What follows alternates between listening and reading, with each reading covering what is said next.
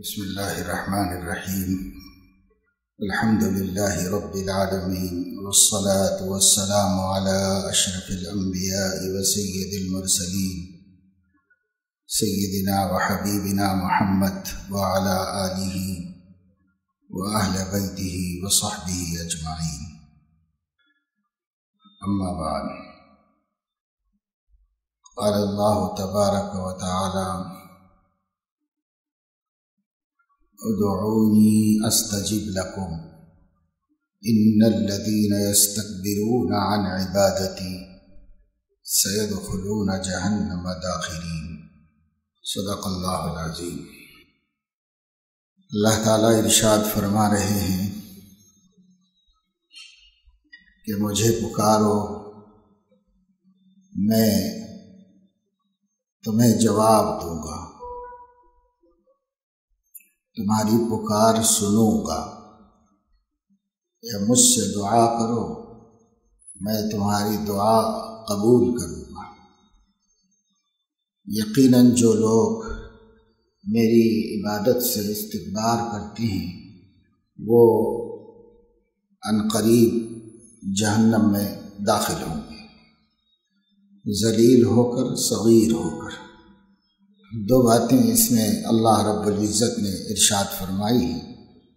ایک بات یہ ارشاد فرمائی ہے کہ اللہ تعالیٰ سے دعا مانگنے کا، اس کو پکارنے کا، ضرورت پر، حاجت پر، پریشانی میں اہتمام رہنا چاہیے۔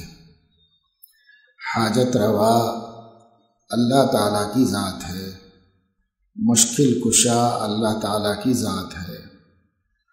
آپ کو جو بھی اور جس قسم کی بھی دشواری پیش آتی ہے، جو تکلیف پیش آتی ہے، تو اصلاً اس تکلیف کا دور کرنے والا اللہ تعالیٰ ہے، کیونکہ فعال لما یرید ہے اور یفعل ما یشاء اس کی شان ہے۔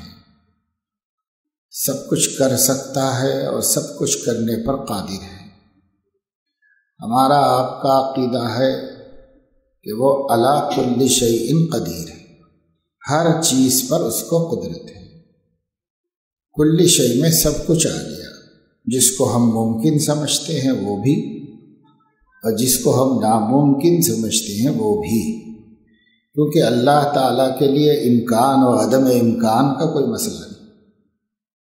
یہ اور بات ہے کہ جو باتیں عادتاً ہوتی نہیں ہیں اسے اللہ نے عادت سے جوڑ کے رکھا ہوا ہے، لیکن اس کی قدرت سے اگر دیکھا جائے تو پھر یہ سب عادتیں بھی اس کی پابند ہیں، اسی کے تابع فرمان ہیں، اور وہ قادر مطلق ہے۔ اب اللہ تعالیٰ نے دھاردار چیز میں، چھری میں، تلوار میں کاٹنے کی صلاحیت عادتاً رکھی ہے۔ یہ چیز کسی نرم چیز پر رکھی جائے گی تو کٹ جائے گی۔ انسان کا جسم بہت کمزور ہے، بہت نرم و نازک ہے، اس کے اوپر چھری پھیر دی جائے، تلوار رکھ دی جائے تو اس کا گلا کٹ جائے گا، اس کی موت واقع ہو جائے گی، کیونکہ عادتاً اللہ نے ایسا ہی سسٹم بنا رکھا ہے۔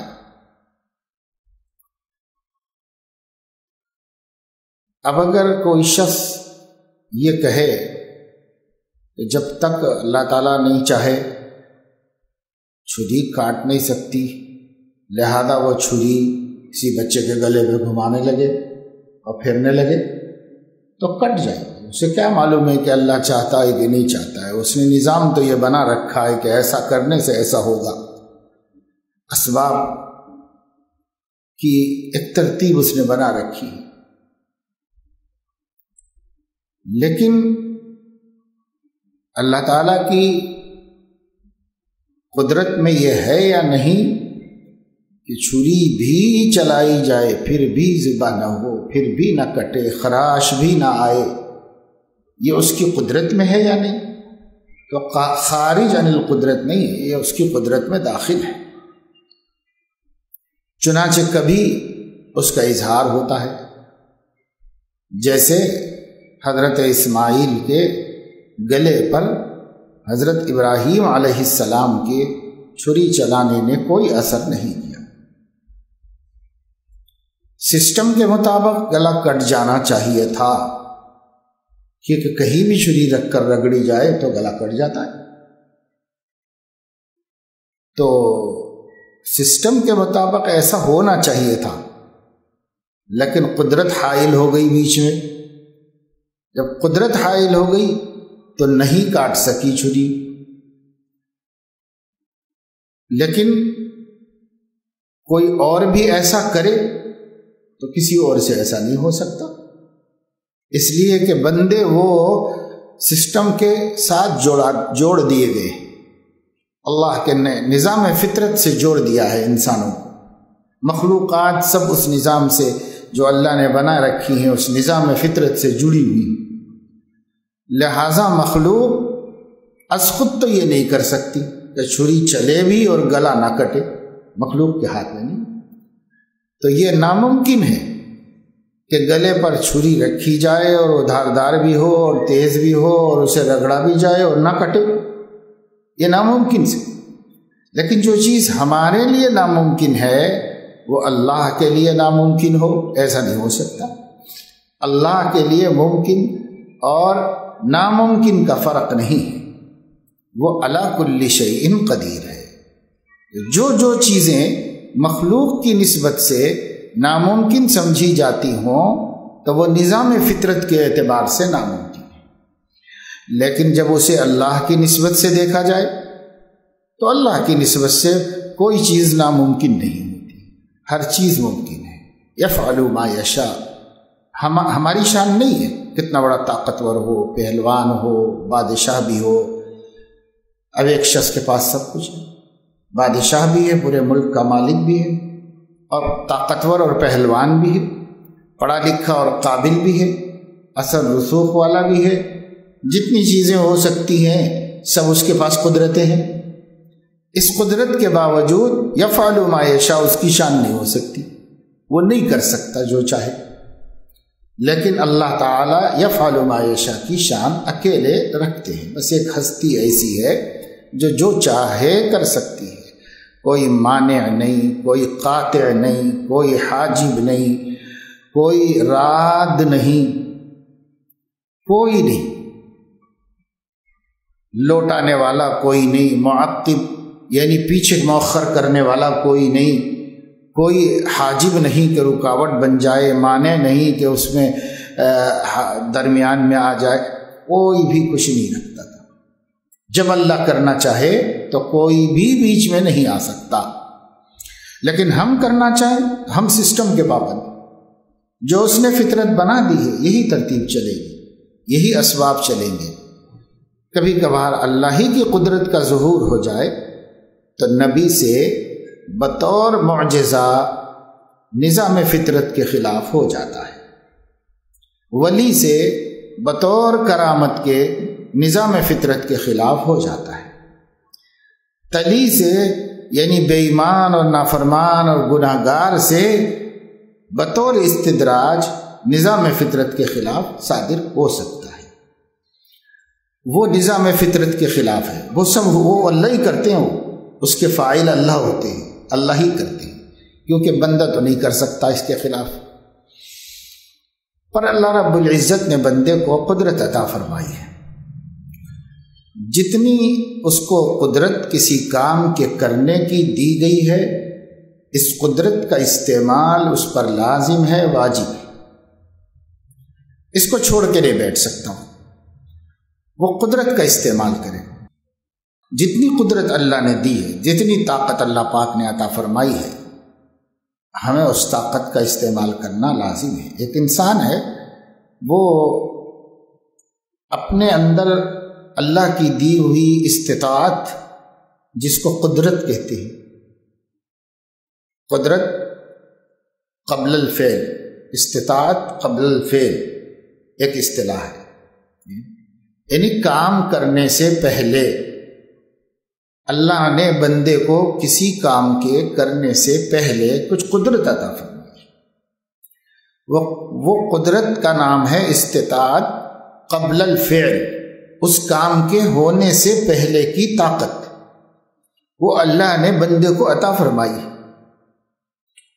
اور اس کی تعریف ہے سلامتی آلات و اعداد. جو نظام فطرت ہے اس کو اختیار کرنا، اس کا ارادہ، اس کی بھی اللہ نے طاقت رکھی ہے بندے کے اندر، اور اس کے اسباب کا اختیار، اس کی بھی اللہ نے قدرت رکھی ہے بندے کے اندر. یہ ہے بندے کی طاقت، یہ بندے کی قدرت ہے. بندہ ایک دم سے مجبور لاچار نہیں ہوتا ہے. جو لوگ ایسا سمجھتے ہیں وہ عقیدے کے اعتبار سے بدعتی ہیں. یہ اہل سنت کا عقیدہ نہیں ہے، اہل بدعت کا عقیدہ ہے. بندے کو مجبور سمجھنا اہل بدعت کا عقیدہ ہے. بندے کو قادر مطلق سمجھنا اہل بدعت کا عقیدہ ہے. ایک کو جبریہ کہتے ہیں، ایک کو قدریہ کہتے ہیں. قدریہ بھی اہل سنت نہیں ہے، گمراہ لوگ ہیں، اور جبریہ بھی گمراہ لوگ ہیں. جبریہ کا مطلب وہ لوگ جو یہ عقیدہ رکھتے ہیں کہ بندہ بے بس ہے، مجبور ہے. اور قدریہ کا مطلب وہ لوگ جو یہ عقیدہ رکھتے ہیں کہ بندہ قادر مطلق ہے، اللہ کا کیا دخل ہے، وہ بندہ اپنے زندگی میں جو چاہے کر سکتا ہے، وہ مجبور نہیں ہے، وہ کچھ بھی مجبور نہیں ہے. تو جو ایسا سمجھتے ہیں وہ قدریہ ہے. قدریہ بدعتی ہے، گمراہ فرقہ ہے، اور جبریہ بدعتی ہے، گمراہ فرقہ ہے. اہل السنت والجماعت کے نزدیک بندہ کچھ قادر ہے اور کچھ مجبور ہے. کسی کام کے کرنے سے پہلے کی طاقت میں وہ قادر ہے، اس کام کو کر دینے کی طاقت میں مجبور ہے. کر دینا اس کے ہاتھ میں نہیں، کیونکہ وہ خلق فعل ہے، اور خلق فعل کوئی نہیں کر سکتا، کسب فعل کر سکتے. ہماری طاقت کو کسب کہتے ہیں، اللہ کی طاقت کو خلق کہتے ہیں. اللہ اس کام کو پیدا کرتا ہے، اگر اس کام کو نہ پیدا کرے تو پیدا نہیں ہوگا. جیسے ہم بعض مرتبہ جو ہماری طاقت ہے وہ پوری کر کے ناکام ہو جاتے ہیں. ہونا چاہیے، نہیں ہوتا کام.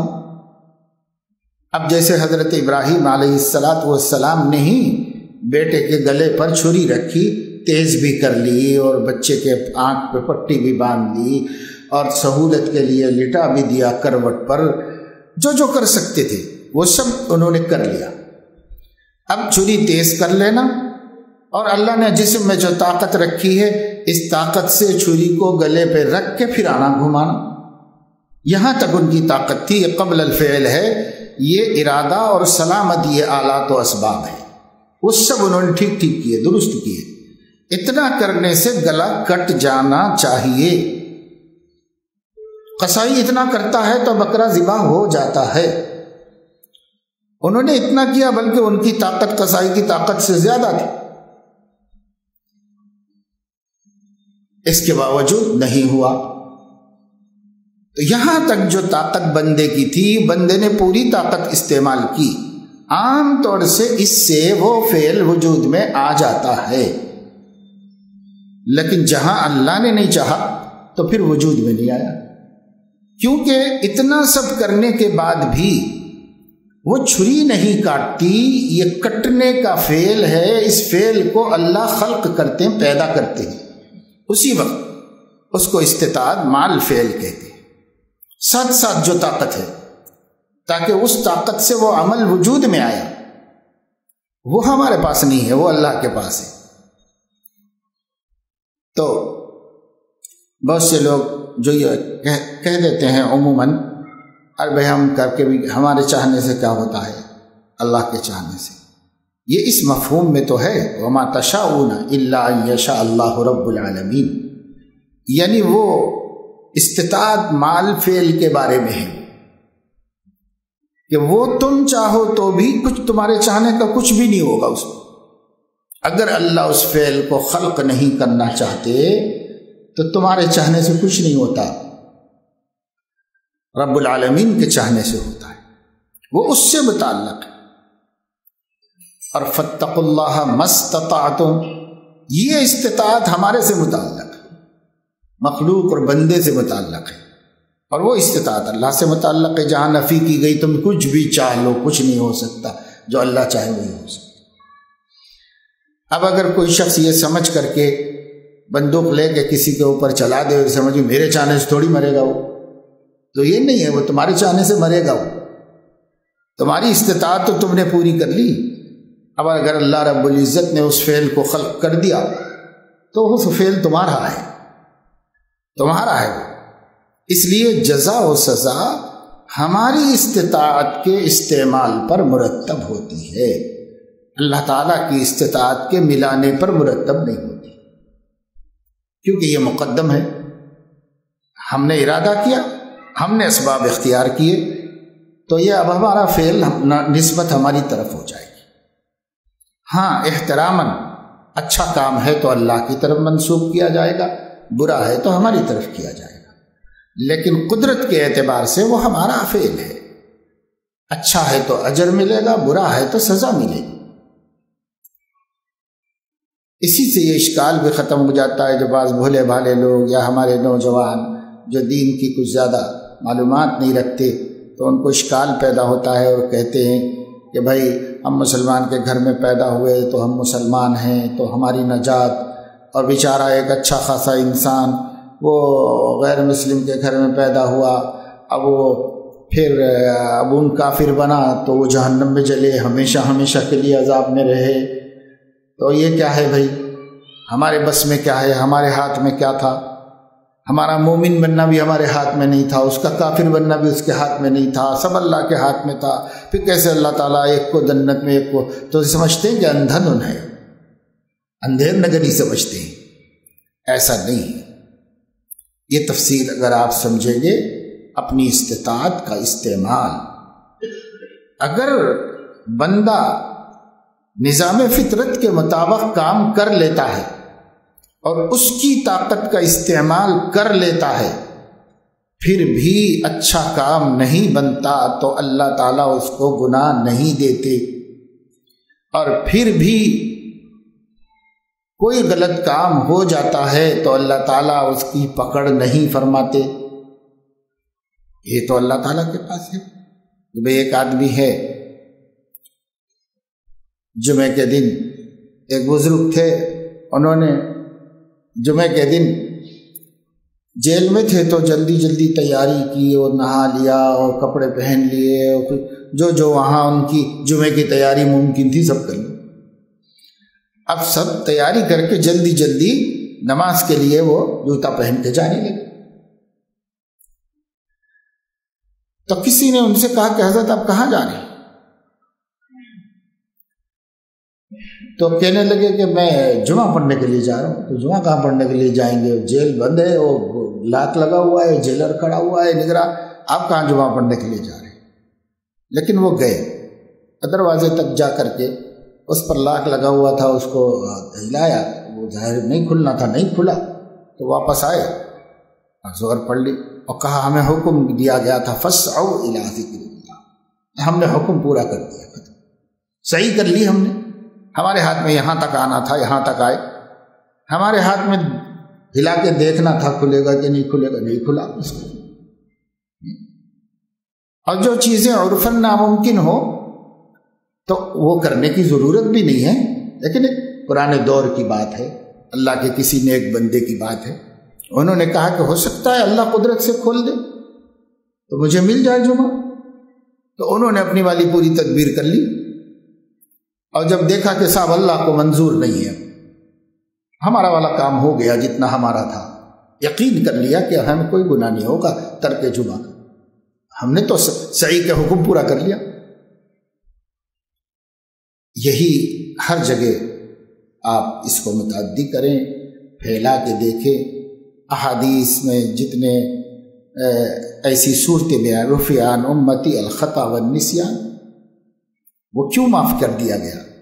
اسی وجہ سے کہ وہاں اس کی استطاعت کا مسئلہ نہیں آیا، بس من جانب اللہ ایسا ہو گیا، اس کا نہ ارادہ تھا اس میں داخل اور نہ اس کی استطاعت تھی۔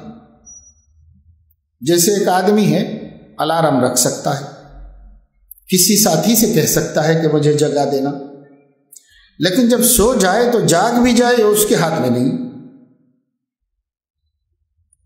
لہذا اٹھا تو معلوم ہوا کہ صاحب نماز، سورج نکل گیا ہے، سورج طلوع ہو گیا ہے، ایسے وقت اٹھا، جبکہ وہ جو تدبیریں تھیں اس کے اختیار کی، اس میں کمی نہیں کی، اس نے وہ سب اختیار کی، مگر ہوا ایسا نہیں، بلکہ اٹھا تو نماز کا ٹائم ختم ہو چکا تھا، تو اس کو کوئی گناہ ہوگا؟ اس کو کوئی گناہ نہیں ہوگا، اس لیے کہ اس نے اپنی استطاعت سے یہ نافرمانی نہیں کی، اس لیے اس کو کوئی گناہ نہیں ہوگا۔ سب کو معلوم ہے مسئلہ کہ اس کو نماز قضا کرنے کا گناہ نہیں ہوگا۔ غفلت کا دخل ہے تو یہ استطاعت کا استعمال ہے، اس وجہ سے یہاں غفلت کا دخل نہیں ہے، یہاں بے بسی ہے کہ نیند میں اپنے قابو میں نہیں ہے، ایک قسم کی موت ہے، پڑا رہ گیا، جب اٹھا تو دیکھا کہ یہ ٹائم ہو گیا ہے۔ وہ بعض فقہا تو فرماتے ہیں جس وقت اٹھے کوئی دوسرا کام نہ کرے، صرف نماز کی تیاری کرے اور نماز پڑھے تو اس کی نماز قضا بھی نہیں ہے، اس کی نماز کا وہی وقت ہے، اسی وقت میں پڑھ لیا اسے۔ ہاں ٹال مٹول کیا تو پھر اس نے نماز قضا کی، لیکن اٹھنے کے بعد ٹال مٹول نہیں کیا تو اس کی نماز کا وہی وقت تھا، جب اٹھا جب ہی مکلف ہوا، گیا وضو بنایا، بس استنجا کیا، وضو بنایا اور فوراً نماز پڑھی، اور سستی لاپرواہی نہیں کی، مزید اپنی طرف سے تاخیر نہیں کی، کیونکہ یہ جو مزید تاخیر ہوگی اپنے اختیار سے ہوگی، اپنی طرف سے ہوگی، پھر اب مجرم بنے گا۔ دراصل یہ ہے کہ قدرت ہمارے پاس ہے، دعا کرو، حکم ہے دعا کرنا، لیکن دعا کے ساتھ تدبیر بھی کرو۔ وہ اپنی قدرت کا استعمال نہیں کر کے بیٹھے بیٹھے مانگ رہا اللہ تعالیٰ سے، بیٹھے بیٹھے کیسے ہو؟ ایک آدمی دعا کرواتا تھا ایک بزرگ سے کہ حضرت دعا کر دیجئے کہ اللہ تعالیٰ مجھے صاحب اولاد فرما دے، اللہ تعالیٰ مجھے صاحب اولاد بنا دے، نیک اولاد عطا کر دے، دعا کرواتا رہتا تھا، بہت دفعے کرایا۔ ایک دفعہ انہوں نے پوچھا کہ بابا دعا تو کراتے ہو، ہم کر بھی رہے ہیں، تم نے نکاح بھی کیا ہے؟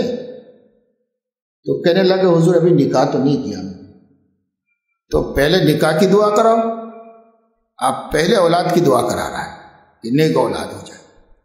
تو جب آپ استطاعت کا استعمال نہیں کریں گے تو دعا کا کیا اثر ہے؟ وہ استطاعت یہی ہے کہ نکاح کرو، اب دعا کرو اللہ تعالیٰ سے،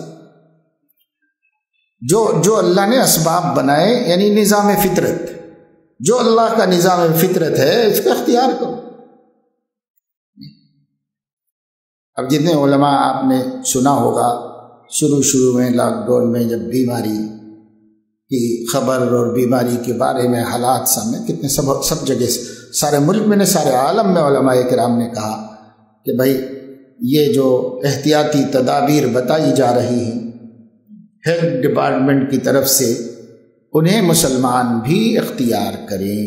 کبھی نہیں دیکھا ہوگا آپ نے کہ ہم نے نہیں دیکھا کہ مسجدوں کے اندر ایسے کھڑے ہو کے نماز پڑھے، دنیا نے نہیں دیکھا کہ حرم شریف میں ایسی جماعت بن رہی ہو، وہاں تو گتم گتا بھیڑ بھاڑ، جس کو جہاں ذری سی بھی مل جائے بس وہ جماعت میں کھڑے ہو کے نماز پڑھ رہا، لیکن ابھی کھڑے ہوئے ہیں 1 میٹر کے فاصلے پر۔ تو جس وقت اس کی ضرورت تھی اور جس وقت میں یہ بات واقعی ضروری سمجھ میں آ رہی تھی، عقل کی روشنی میں، علم کی روشنی میں، تو علماء نے بھی کہا اس کے اوپر عمل کرو۔ کیوں کہا؟ کہ نظام فطرت ہے، نظام فطرت کا آپ مقابلہ نہیں کر سکتے، اللہ نے ہمیں اس کا حکم بھی نہیں دیا ہے، اس لیے نظام فطرت کی پابندی۔ اس وقت علماء نے یہاں تک بھی کہہ دیا کہ اگر کوئی جان بوجھ کے اس کے خلاف کرتا ہے اور کوئی نقصان پہنچتا ہے تو وہ ذمہ دار ہوگا اپنے نقصان، وہ خود ذمہ دار ہوگا. اگر دوسرے کو نقصان پہنچائے گا تو وہ خود ذمہ دار ہوگا اس کے نقصان. اور اس کی اصل تھی حدیث میں، بخاری شریف میں، اور قرآن کریم میں بھی اس کی اصل موجود تھی، اور بخاری میں صراحتاً موجود تھی کہ جب تم کسی جگہ تعاون کو سنو تو وہاں موجود ہو تو وہاں سے مت نکلو، اور اگر وہاں نہیں موجود ہو تو وہاں مت جاؤ. یہ اس کی اصل تھی جو موجود تھی شریعت کے اندر. اسی سے یہ نظام فطرت معلوم ہو رہا تھا کہ متاثر دوسروں میں نہ جائے کہ دوسرے متاثر ہو جائیں. اچھے خاصے لوگوں کو کیوں خراب کر رہا ہے جا کے؟ اور خود ہی جہاں اللہ کے فیصلوں سے راضی رہو، اور جو اپنے حد تک رکھو اس مصیبت کو. اور جو شخص جرأت کر کے جا رہا ہے اس کو روکا گیا کہ بھئی تم تک اللہ نے یہ مصیبت نہیں لائی، تم جا کے کیوں مصیبت کے گڑھے میں گر رہے ہو؟ تم اپنی حفاظت کرو. اصل حدیث میں موجود تھی تو علماء نے اس پر متفرع کر کے حکم جاری کیا، فتویٰ دیا، مسئلہ بتایا. بعض لوگوں کو علماء کے اوپر اشکال ہوا، اور بعض لوگوں کو جب اس کی ضرورت نہیں رہی تو اس پابندی کو چھوڑ دینے والوں کے اوپر اشکال ہوا. تو بعض لوگ تو گویا معاملے کو، نظام فطرت کو نظام قدرت سمجھنے لگے، اور بعض لوگ جو ہیں نظام فطرت کو کوئی مسئلہ ہی نہیں سمجھتے، اس کی کوئی اہمیت ہی نہیں دینی لگے. وَعَلَى اللَّهِ قَصْدُ السَّبِيلِ. بھائی مسلمان کو تو درمیان کا راستہ دکھایا گیا ہے، سیدھا راستہ. سیدھا راستہ یہ ہے، ادھر بھی مت جھکو ادھر بھی مت جھکو، نہ افراط نہ تفریط. تو دعا مانگیں، دعا کا حکم ہے ادعونی ادعونی ادعونی، مجھ سے مانگو مجھ سے مانگو، لیکن مانگتے رہو مگر تدبیر نہ کرو. تو تدبیر نہ کرو تو مانگنے کا کیا ہے؟ یہ مانگنا بھی گستاخی ہے. تدابیر کے ساتھ مانگو اللہ تعالیٰ سے، یہی اس کا نظام فطرت ہے، یہی اس کی سنت جاریہ ہے جو اس نے ہی جاری کر رکھی. اس کی توہین مت کرو، اس کے مطابق چلو، تو پھر اللہ تعالیٰ برکت دیتے. اب ہم نے نظام فطرت کو فالو کیا، دعا بھی مانگی، کیونکہ اس کے بعد ہم محتاج تھے اس کی قدرت کے استعمال ہونے کے. تو ہم نے دعا بھی مانگی اور تدابیر بھی اختیار کی، پھر بھی اس کے خلاف ہوا تو ہمارے اوپر کیا ذمہ داری؟ ہم پہ کوئی ذمہ داری نہیں، پوچھے گا ہی نہیں اللہ تو پریشان ہونے کی کیا بات ہے.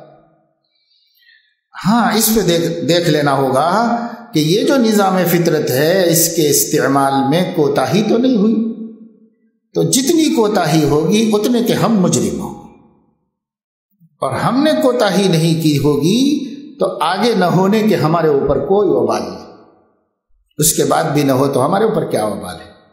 جیسے وہ بزرگ نے اپنے والے کر سکنے میں، سکنا جس کو بولتے نا، اسی کو عربی میں استطاعت کہتے، کر سکنے میں کمی نہیں کی، آگے اللہ پہ چھوڑ دیا، اور ملول خاطر بھی نہیں ہوئے، غم بھی نہیں کیا. اب کائے کا غم ہے، وہی نہیں چاہتے ہیں تو ہو گیا، بس ان کا جتنا حکم تھا ہم نے پورا کر دیا. آگے وہ نہیں چاہتے ہیں تو وہ جو ان کی مرضی، جدھر مولا ادھر شاہ دولا، جو اللہ کی مرضی. اب ان کی مرضی یہی تھی کہ ہمارا جمعہ ادا نہ ہو، تو ٹھیک ہے، آگے تو ہمارے پاس کچھ بھی نہیں ہے، ہمارا اختیار کچھ نہیں ہے، آگے سب ان کا اختیار تھا، تو ان کی مرضی کی بات ہے. یہ ہے، آدمی نے نکاح بھی کیا، دعائیں بھی مانگی اولاد کے لیے، کچھ رکاوٹیں محسوس ہوئی تو دوا بھی کی، علاج بھی کرایا، پھر بھی اولاد نہیں ہوتی ہے تو ٹھیک ہے بھائی، اب پتہ چل گیا کہ ان کی مرضی یہی ہے کہ ابھی اولاد نہ دی جائے. مایوسی نہیں ہے، جب تک زندگی ہے مانگتے بھی رہو، کوشش بھی کرتے رہو، نہیں دیتے، ان کی مرضی نہیں ہے. يَهَبُ لِمَن يَشَاءُ إِنَاثًا وَيَهَبُ لِمَن يَشَاءُ الذُّكُورَ أَوْ يُزَوِّجُهُمْ ذُكْرَانًا وَإِنَاثًا وَيَجْعَلُ مَن يَشَاءُ عَقِيمًا. سب صورتیں اس نے بیان کر دی. جس کو چاہتا ہوں بیٹیاں دیتا ہوں، اور اس کو مقدم بیان کیا، یہ فضیلت کی چیز ہے. جس کو چاہتا ہوں بیٹے دیتا ہوں، جس کو چاہتا ہوں دونوں دیتا ہوں، جس کو چاہتا ہوں دونوں بھی نہیں دیتا ہوں. اب اللہ تعالیٰ نے اپنے سب چاروں شکلیں رکھ دی. اللہ تعالیٰ سب ہم کرتے ہیں. جب وہی کرتے ہیں تو تم کچھ نہ کرو، ایسا نہیں، بلکہ جو کرنا چاہیے اس دنیا کے نظام فطرت میں اس چیز کو حاصل کرنے کی جو تدبیر ہے وہ تدبیر کرو. پھر نہ دے تو اس کی مرضی، اور دے تو اس کی مرضی ہے. وہاں ہمارا اختیار ختم، وہاں سے یہ شروع ہوتا ہے وما تشاؤون الا ان یشاء اللہ رب العالمین. یہ وہاں ہے. بعض لوگ سمجھے کہ ہر جگہ یہ ہے وما تشاؤون الا ان یشاء اللہ رب العالمین. اب اٹھ گیا، اذان سنائی بھی دے رہی ہے، پڑھا ہوا ہے، اور اس کے بعد نماز چھوٹ گئی. پڑھے پڑھے سوچتے سوچتے ہی نماز ختم ہو گئی. تو کہہ رہا ہم کیا کریں، اللہ ہی نہیں چاہا تو ہم نماز نہیں پڑھ سکتے، اللہ چاہتا تو ہم نہیں پڑھتے تھے کیا، ایسے سوچتا. یہاں نہیں تھا وما تشاؤون. وما تشاؤون کی سرحد اس سے آگے ہے، اور یہاں بھی ہے تو اس کو بہت نازک مسئلہ ہے. موٹی بات یہی ہے، آپ کی قدرت کا اختیار و استعمال آپ کے ذمے ہے، بس آپ مجبور نہیں. اور بعض شارحین متکلمین نے صاف طور پر کہا ہے کہ لوگوں کا یہ سمجھنا کہ اللہ سے سب کچھ ہوتا ہے اور کچھ نہ کرنا، یہ بد عقیدگی ہے، یہ عقیدے کی خلاف ورزی ہے. یہ عقیدہ نہیں دیا گیا ہے ہمیں یہ عقیدہ نہیں دیا گیا ہے. بہرحال دعا مانگے تو جب بھی دعا کی فضیلت آئے گی، استطاعت قبل الفعل کو اختیار کر کے دعا کی فضیلت آئے. آپ تدابیر جاریہ کو جو اللہ نے زمانے میں رائج فرما رکھی ہیں، جس کے ساتھ اس نے اپنی کائنات کے سسٹم کو جوڑ رکھا ہے، جس کو ہم نظام فطرت کہتے ہیں، اس کے مطابق چلیے. اعتقاد اس میں بھی مت رکھیے، اعتقاد اللہ کی ذات عالی میں رکھیے کہ یہ بھی ان کا ہی نظام ہے، اور وہی چاہیں تو یہ بھی ہو سکتا ہے، اور یہ تدبیریں بھی ان کے چاہے بغیر مؤثر نہیں ہیں. لہذا مگر اختیار کرو اور دعا مانگو، اور اس کے بعد بے فکر ہو جاؤ. معاملہ اللہ کے حوالے ہے. اب اللہ تعالیٰ جو چاہیں گے کریں گے. لیکن بہت سے لوگ ہیں کہ تدبیر بھی شان کے خلاف سمجھتے ہیں، اور اللہ تعالیٰ سے مانگنا بھی شان کے خلاف سمجھتے ہیں. ان کو تنبیہ کی اور انہیں ڈرایا، ان الذین یستکبرون عن عبادتی سیدخلون جہنم داخلین. اگر میرے بندے بننے، میرے محتاج بننے اور مجھ سے دعا کا اہتمام کرنے سے کوئی گریز کرتا ہے، بچتا ہے، یا اس کی ضرورت نہیں سمجھتا، یا اس کو شان کے خلاف سمجھتا ہے، تو یہ متکبر ہے، اور متکبرین عن قریب جہنم میں داخل کر دیا جائے. تو سیدھے جہنم میں اللہ تعالیٰ بھیجے گا. یہاں اس کو عبادت کہا، کیونکہ یہاں عبادت سے مراد نماز پڑھنا نہیں ہے، روزہ رکھنا نہیں ہے. یہاں دعا کو عبادت اس لیے کہا ہے کہ عبادت بندگی کو کہتے ہیں، افتقار اور تذلل اللہ کے مقابلے میں، اپنے عاجز ہونے کا اقرار اور اپنے محتاج ہونے کا اعتراف، اور بڑا پن دکھانے کے بجائے اللہ کو چھوٹا پن دکھانا، بے نیازی دکھانے کے بجائے، استغنا دکھانے کے بجائے نیاز مندی اللہ تعالیٰ کو دکھانا. یہ ہے عبادت. جو اس سے تکبر کرے گا، چاہے کسی شکل میں کرے، سیدخلون جہنم داخلین. یہ تنبیہ ان کے لیے ہے. اور یہ استکبار کبھی دکھائی دیتا ہے، کبھی دکھائی نہیں دیتا، پر موجود ہوتا ہے. تو خطرناک جریمہ ہے، خطرناک مرض ہے، اور بہت مہلک ہے. مشائخ نے اس کا نام ام الامراض اسی لیے رکھا کہ سب برائیاں یہاں سے پیدا ہوتی. اور بعض محققین نے غضب کو ام الامراض کہا کہ یہ غصہ جو ہے یہ جڑ ہے. اصل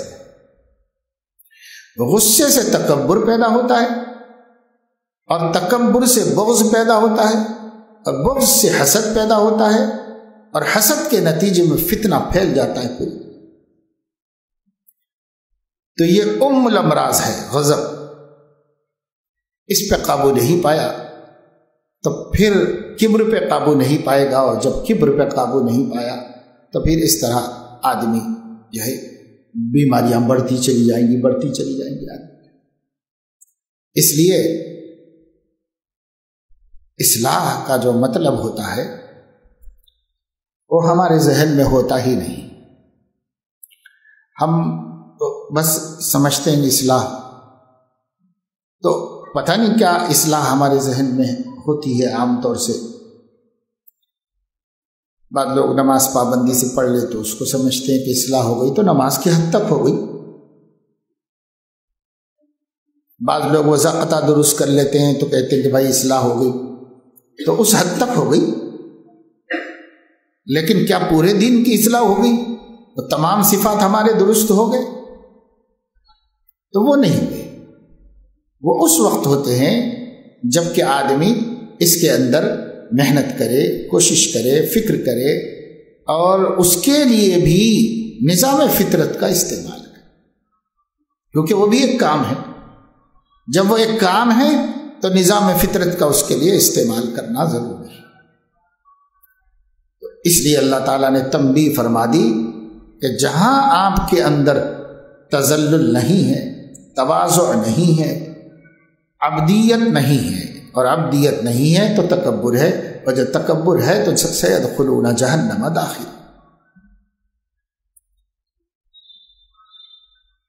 پھر تواضع اور تذلل اللہ کے مقابلے میں اور تواضع مخلوق کے مقابلے میں. اس لیے کہ مخلوق کے مقابلے میں تذلل پسندیدہ نہیں، بمقابلے اللہ تعالیٰ کے تذلل اور بمقابلے بندوں کے تواضع اگر ہمارے اندر ہے نہیں ہے. بسا اوقات تواضع کا اور تذلل کا احساس ہوتا ہے مگر حقیقت موجود نہیں ہوتی. بسا اوقات اظہار کرتا ہے مگر اس کے اندر موجود نہیں ہوتی. بولتا ہے ارے بھائی ہم ایک عاجز بندے ہیں، ہم کیا ہیں اللہ کے، ہم ایسے ہیں، ہم ویسے ہیں، مگر اس کے اندر موجود نہیں ہوتی وہ حقیقت. بولتا ہے زبان سے، کبھی سمجھتا ہے کہ میرے اندر تواضع ہے لیکن حقیقت میں نہیں ہوتی. اس لیے کہ دیکھو جیسے جسمانی بیماریاں ہیں، روحانی بیماریاں اس سے بھی ادق ہیں. جسمانی بیماریوں کے لیے کتنا آدمی پریشان ہوتا ہے.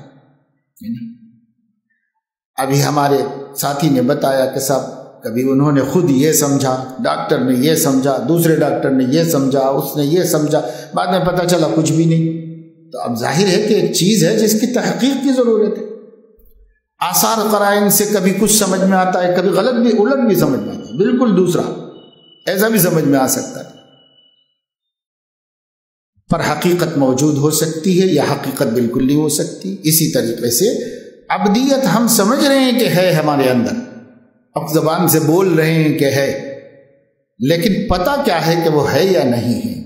جب تک کہ کوئی ماہر، تجربہ کار، طبیب حاذق تسلیم نہ کر لے، اور وہ بھی معتدب صحبت کے بعد. اس لیے کہ آپ ایک دفعہ ملاقات کریں، دوسری 2 دفعہ ملاقات کریں، ہر آدمی کسی سے ملتا ہے تو بہرحال شریفانہ طریقے پر ملاقات کرتا ہے، اچھے اخلاق نظر آتے ہیں.